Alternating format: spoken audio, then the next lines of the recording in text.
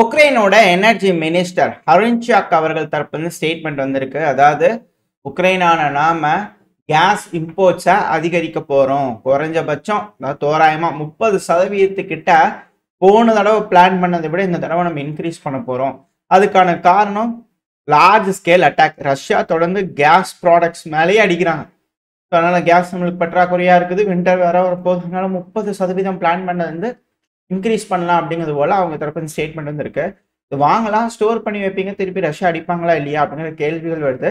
So wait பண்ணி தான் பார்க்கணும் இது எப்படி உக்ரைன் ஹேண்டில் பண்ண போறாங்கன்னு. ஏன்னா வின்டர் ரொம்ப கொடூரமா இருக்கும் அப்படிங்கிற மாற்று கருத்துல. ஏன்னா இருதரப்புலையும் எனர்ஜி இன்ஃப்ராஸ்ட்ரக்சர் மேல அடிக்கிறாங்க.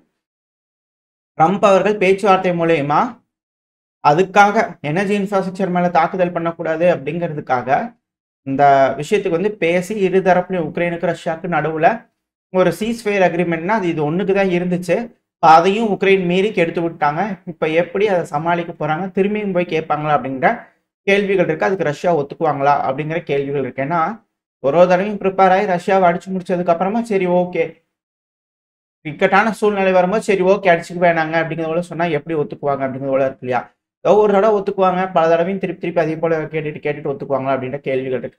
இது எப்படியோ லார்ஜ் ஸ்கேல் அட்டாக் இது போல ரஷ்யா உக்ரைனுக்குள்ள பண்ணிட்டு இருக்காங்க. அது எனர்ஜி இன்ஃப்ராஸ்ட்ரக்சர், ரயில்வேஸ், டிரான்ஸ்போர்ட் சிஸ்டமா பொழந்து கட்டிட்டு இருக்காங்க. அதுவும் ரஷ்யாவோட கான்சென்ட்ரேஷன்லாம் பிரதானமா பால்டோவா இருக்கு. பால்டோ ஒப்லாஸ்ட்ல தொடர்ச்சியா வந்து பாத்தீங்கன்னா கடந்த 6 நாளா பூந்து விளையாடிட்டு இருக்காங்க.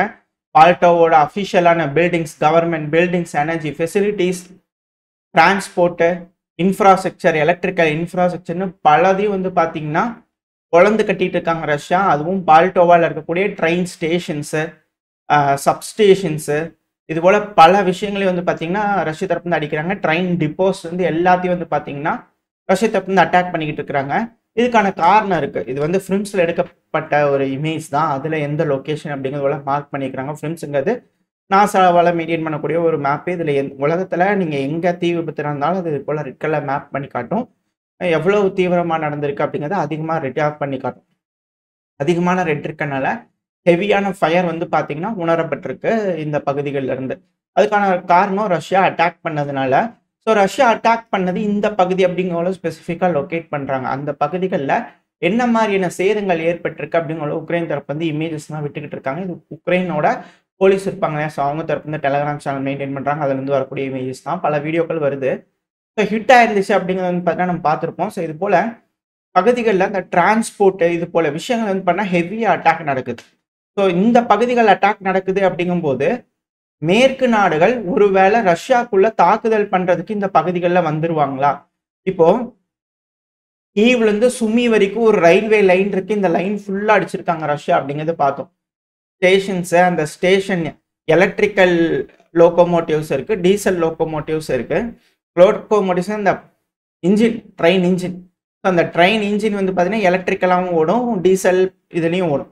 இப்போ டீசலில் ஓடும்போது என்ன ஒரு நெகட்டிவ் அப்படின்னா கரும்புகை வரும். ஸோ ரஷ்யாவுக்கு ஈஸியாக இருக்கும். ஓஹோ வண்டி வருதா, சரி ஓகே ட்ரோன் அனுப்புங்க அப்படிங்கும்போது ஈஸியாக ட்ராக் பண்ணி அடிக்கும். ஹீட்டை சோர்ஸ் பண்ணி போய் அட்டாக் பண்ணி ஈஸியாக அதை நியூட்ரலைஸ் பண்ணிடலாம்.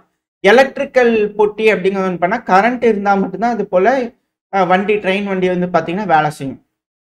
இப்போ அந்த எலக்ட்ரிக்கல் இன்ஜின்ஸ் வந்து வேலை செய்யக்கூடாதுன்றதுக்காக தான் அது ரிலேட்டடாக இந்த ரயில்வே ஸ்டேஷன் ரிலேட்டடாக இருக்கக்கூடிய சப்ஸ்டேஷன்ஸ்லாம் வந்து பார்த்தீங்கன்னா குறி வச்சு ரஷ்ய தரப்பு வந்து அடிக்கிறாங்க.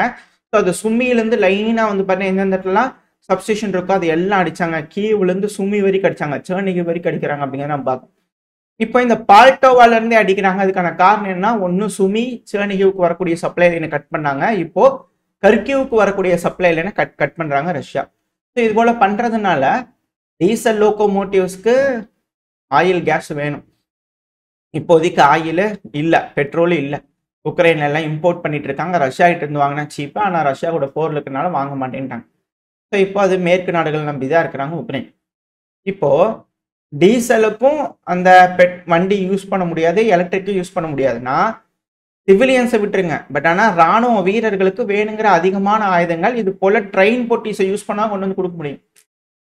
இந்த கார்கோ ட்ரெயின்ஸை யூஸ் பண்ணாத அதிகமான ஆயுதங்கள் களத்தில் கொண்டு வர முடியும். இப்போ ரஷ்யா இது போல் அட்டாக் பண்ணுறதுனால ஒன்று எஸ்கலேட் ஆயிடுச்சா? மேற்கு நாடுகள் வராங்க அப்படிங்கிறத ப்ரிடிக்ட் பண்ண ரஷ்யா இப்போ இது போல இன்ஃப்ராஸ்ட்ரக்சர் எல்லாத்தையும் சூறையாடுறாங்களா? இது நாள் வரைக்கும் பொறுத்து பார்த்தாங்க. சரி இது வேலைக்காகாது, மேற்கு நாடுகள் வராங்க போல தெரியுது, அவங்க அக்குமுலேட் ஆகக்கூடாது, அதனால எல்லாத்தையும் அடிச்சிடலாம் அப்படிங்கிற அடிக்கிறாங்களா? இல்ல அவங்கள வந்துட்டாங்க, வந்தவங்க இங்கேயே இருக்கட்டும்.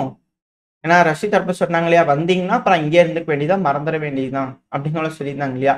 ஸோ அது போல வந்துட்டாங்க, வர விட்டதுக்கு அப்புறமா அக்குமுலேட் பண்ணதுக்கு அப்புறமா இது போல இன்ஃப்ராஸ்ட்ரக்சர்லாம் காலி பண்றாங்களா அப்படின்ற கேள்விகள் இருக்கு. வின்டர்ல கம்பல்சரி ரஷ்யா ஒரு அஃபென்சிவ் ஆபரேஷன் எடுப்பாங்க. ஏன்னா வேர்ல்டு வார் டைம்லலாம் பார்க்குறோம், ஒரு டைமும் சம்மர்லலாம் ஃபுல்லா நாசி படைகள் ஏறி அடிப்பாங்க, லைட்டா பின்வாங்கிட்டே இருப்பாங்க. சோவியத் யூனியன் தரப்புல இருந்து வின்டர் வரும்போது ஒரு அடி வச்சாலும் ஜெர்மனி வரை தெரிச்சு ஓடுற அளவுக்கு துண்டக்கான துணியக்கானு ஓடுவாங்க. ஸோ அது போல ஒரு வின்டர்லையும் ஸ்ட்ரைக்கிங் கெப்பாசிட்டி இருக்குன்னா அது ரஷ்யாவுக்கு மட்டும்தான். ஸோ ரஷ்யா இப்போ இந்த வின்டர்ல அடிக்க போற ஒரு அட்டாக் மேசிவான அட்டாக்கா இருக்கும் அப்படிங்கிறத பலரும் எக்ஸ்பெக்ட் பண்றாங்க. ஒரு வேலை அப்படி இருக்கும்போது இங்க இருக்கக்கூடிய நபர்களுக்கு எந்த ஒரு சப்ளைஸும் வரக்கூடாதுன்றதுக்காக இது போல அட்டாக் பண்றாங்களா அப்படின்ற கேள்விகள் இருக்கு. ஏன்னா இங்க மட்டும் இல்லை, அடுத்தது கர்கிவ். கர்கிவ் பகுதியில் வந்து பாத்தீங்கன்னா ஒரு சப்ஸ்டேஷன், அந்த வீடியோ பதிவு பார்த்தீங்கன்னா தெரியும், இது போல ஹிட் ஆயிருக்கு அப்படிங்கிறது போல. ஸோ கர்கிவ் பகுதியில் சப்ஸ்டேஷன்ஸ் மேலே அடிச்சுட்டு இருக்காங்க ரஷ்ய தரப்பு வந்து. இதில் 110 கிலோவாட் இருக்கக்கூடிய ஒரு சப்ஸ்டேஷன் வந்து அடிச்சிட்டாங்க. இது முக்கியமான பவர் பிளான்ட்டுக்கு போக வேண்டிய ஒரு சப்ஸ்டேஷன், அதை அட்டாக் பண்ணுறாங்க அப்படிங்கிறது போல. அதாவது இதுக்கு முன்னாடியெல்லாம் பவர் பிளான்ட், இந்த தெர்மல் பவர் பிளான்ட் இதெல்லாம் அடிச்சுட்டு இருந்தாங்க. இப்போ அதோட சப்ஸ்டேஷன்ஸ் அடிக்கிறாங்க அப்படின்னா அதுலேருந்து எடுக்கக்கூடிய பவர் போகக்கூடிய வழி, அதுக்கு வரக்கூடிய நியூக்ளியர் பவர் பிளான்ட் அதுன்னா அதுக்கு போகக்கூடிய வழி, அந்த வழித்தடங்கள்ல இருக்கக்கூடிய சப்ஸ்டேஷன்ல அடிச்சிட்டோம்னா கரண்ட்டுக்கு போகாது, வராது, ப்ரொடியூஸ் கூட பண்ணலாம், ஆனால் அது எப்படி அனுப்புறது அப்படிங்கிறத கேள்வி இருக்கு இல்லையா. ஏன்னா ஒன்னொன்று இன்ஃப்ராஸ்ட்ரக்சரையும் அவங்க அழிக்க அதிகமான செலவினங்கள் மேற்கு நாடுகளுக்கு ஏற்படும். ஸோ இது போல இன்ஃப்ராஸ்ட்ரக்சரை ரெடி பண்ணியே அவங்க பெருமளவில் பொருள் பண செலவு அவங்களுக்கு அதிகமாகும். ஸோ அதை ஈடுகட்டுறது தான் அவங்களுக்கு இருக்கக்கூடிய சிக்கல். திரும்ப வந்து பார்த்தீங்கன்னா ரஷ்யா மொத்தம் 150 ட்ரோன்கள் 2 இஸ்காந்தர் மிசைல் ஏவி இருக்கிறாங்க. இப்பெல்லாம் மிசைல் எவ்வளோ அனுப்பிச்சாலும் ஹிட்டு தான். ஏர் டிஃபென்ஸ் சிஸ்டம் துளி கூட உக்ரைன்ல இல்லை. 2 இஸ்காந்தர் மிசைலுமே ஹிட் ஆயிருக்குதுங்க. 52 ட்ரோன்கள் ஹிட் ஆயிருக்கு. மொத்தம் 10 பகுதிகள் பாதிப்படைஞ்சிருக்கு அப்படிங்கிறத உக்ரைன் தரப்புன்னு சொல்றாங்க. ஸோ ஹெவியான தாக்குதல் தொடர்ச்சியா 5-6 நாளா வந்து பார்த்தீங்கன்னா உக்ரைன்ல மேசிவான அட்டாக் ரஷ்ய தரப்பு வந்து பண்ணிட்டு இருக்காங்க. ஹெவியான இழப்புகள் இருக்கு. அதுவும் குறிப்பா செர்னிஹிவ் பகுதியெல்லாம் தொடர்ந்து தாக்குதல் நடந்துகிட்டு இருக்கு. இப்ப செர்னிஹிவ்ல ஒரு வேர் ஹவுஸ் இருந்திருக்கு, அது மேல தாக்குதல் பண்ணி பல மணி நேரம் தீ விபத்துக்கு அப்புறமா அதை அணைச்சிருக்கிறாங்க. அங்க பார்த்தா தானியம் இருந்திருக்கு.